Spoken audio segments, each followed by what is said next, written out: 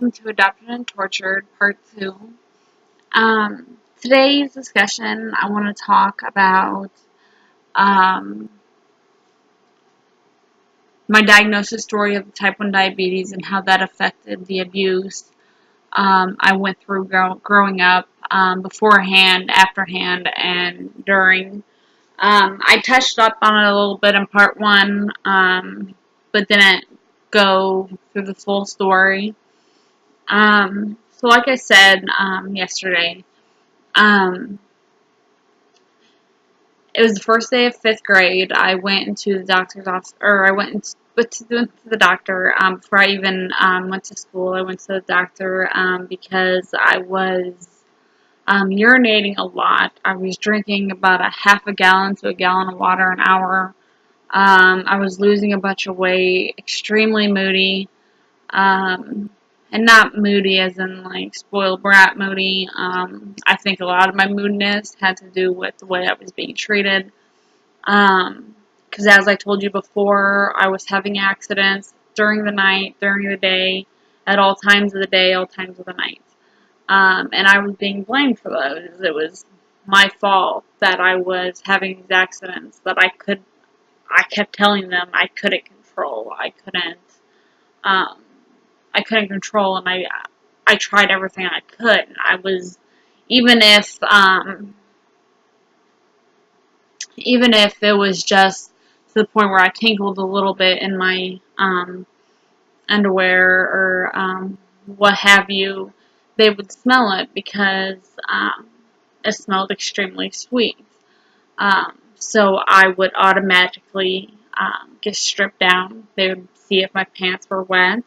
If my pants were wet, I was made to go outside, scrub them clean, and then come back in, and I was forced to wear a diaper and a t-shirt. At this point, I'm 11, 12 years old. I've already started puberty. So to me, being forced to walk around in a shirt and a diaper is more than physical and emotional abuse to me. It's also kind of, I hate to say sexual abuse, but in a way, it was sexually demeaning to me. It was very wrong and very, very, very wrong. So, due to all this and these accidents and them claiming that I was just too lazy to go to the bathroom, which was ridiculous and stupid for them to even think something like that. Like would who's too lazy to get up and go piss in the bathroom? I mean, come on. I mean, and I was far from lazy as a kid. I played sports. You know, I did chores. I mean, we lived on a farm. I did outside chores. I did 4-H. I did sports. And all of this may make people seem to think that, oh, well, I was in sports, I was in 4-H, and so on. So how is that being abused? But what a lot of people don't understand is being put in sports, being put in dance classes like I was. I danced for years. I did sports for years. I did 4-H for years. And all of that was a facade, in my opinion. It was a facade from my adopted parents to other parents out there, to educationers out there, to CPS, to everybody, to show we don't abuse our children. They're involved in all this stuff. How could they possibly be abused? It was a facade. It's pretty much what it was. Although I really enjoyed the sports. It was my time away from abuse and my time away from being hurt and sad, depressed, and angry over how I was being treated. And it was all a facade.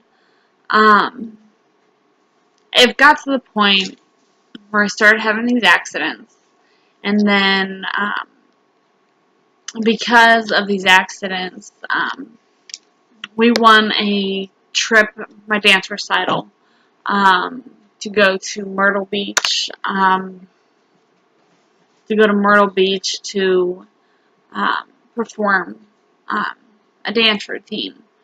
And they refused to let me go because of my accidents. They said, "Well, you keep having accidents. You need to be punished. We're going to punish you by not letting you go to Myrtle Beach." Um, which, okay, whatever. That kind of hurt my feelings. Kind of bothered me. It really bothered me, to be honest. But um, I knew in my heart, and I knew because I was the one in the situation. I was the one that knew I could not control it. I was doing everything I possibly could to control not having these accidents. And they blamed me so much and so bad that I even doubted myself. What is it? Am I doing something wrong? Am I doing this on purpose? Is this my fault? And I blamed myself and blamed myself and blamed myself. Um, in August, I believe, my 5th grade year, I went to the doctor. They figured they would have me checked for a kidney infection, a UTI infection, whatever. It took them a good year at least to get me to see a doctor about these accidents. So I'm not 100% sure about this, but what I think happened was they were told, maybe she should see a doctor, um, and find out there's a medical reason or whatnot for these accidents, for drinking so much water, for losing so much weight, um, all this and that. So they took me to the doctor. They drew my blood. By the time we got home, um, there was a voicemail on the answer machine saying I needed to go to Riley Children's Hospital in Indianapolis, and that I was diagnosed with type 1 diabetes. During my stay there, um, they tried to apologize. And they did apologize and say sorry, that we didn't understand this from the get-go. To this day, I do not accept their apology for that. I won't, because there were several warning signs that this was not my fault. One was previous sexual abuse that they knew I had went through. That could make a young girl have accidents. I was physically sick. I mean, I was physically sick. It got to the point, before I was ever diagnosed, where, I had eaten a bunch of candy and a bunch of sweets, and it ended up getting sick. Because I was so scared I was going to get into trouble, I had the vomit. Um, they found it later that day, and after they found it, they made me sit, um, in front of the front door, of the house, and I sat there for a good 6 to 8 hours, where they made me sit in timeout because I got sick, and probably had more to do too with the fact that I had it. But I was terrified I was going to get in trouble. Um, um, for these types of things in the story, I don't forgive them. Most things, that they have done, and we haven't even covered half of it, I do not forgive them. And I can't. I can't forgive. Sorry.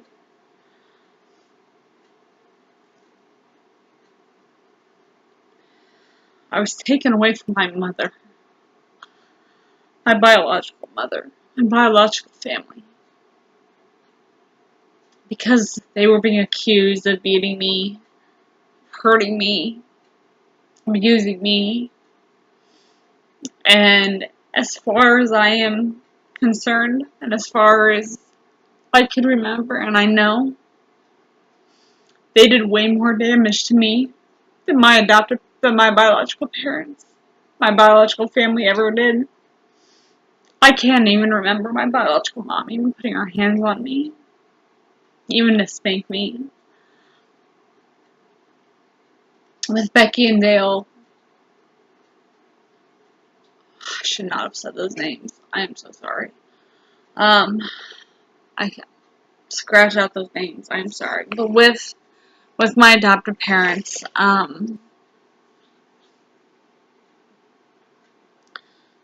they went to extremes with punishments. They tied us to chairs. They locked us in our bedroom. They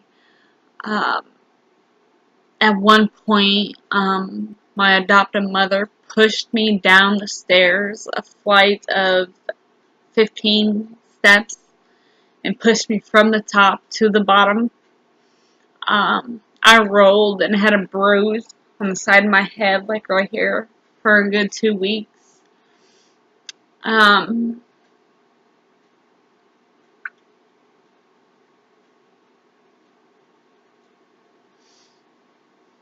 And as time went on, the corporal punishment got a lot worse.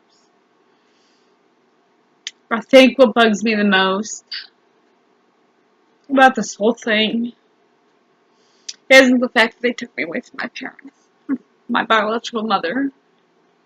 It's not that. It's the fact that I really feel all of this was due to jealousy. I really feel my adopted mother was extremely jealous for some reason of me. The names she would call me, she refused to let me shower for days and weeks at a time. I guess I'm going to have to end this here. I will see you guys tomorrow. Love you lots. Talk to you later. Bye.